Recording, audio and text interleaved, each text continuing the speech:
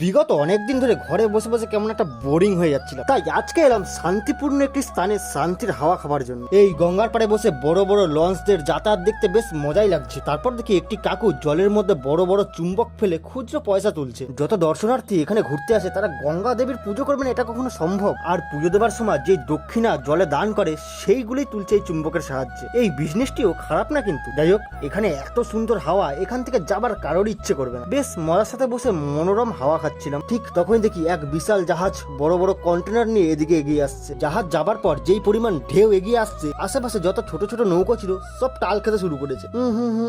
মুরব্বি, তোমরা অন্য কিছু দেখো না, শুধু জাহাজটাই দেখো। জাহাজের জায়গায় অন্য কিছু দেখলেই বিপদ। It's okay. আর এখানে একটু মানসিক শান্তি তোমরা যদি নিতে চাও তাহলে চলে আসবে উলুবেড়িয়া স্টেশনে নেমে টোটো ধরে চলে আসবে উলুবেড়িয়া পুলিশ স্টেশন। থানার ঠিক উল্টো দিকেই রয়েছে এই গঙ্গার পাড়, আর মানসিক শান্তি পাওয়ার জন্য সেরা জায়গা। আর যাবার আগে সাবস্ক্রাইব করতে একদমই ভুলো না।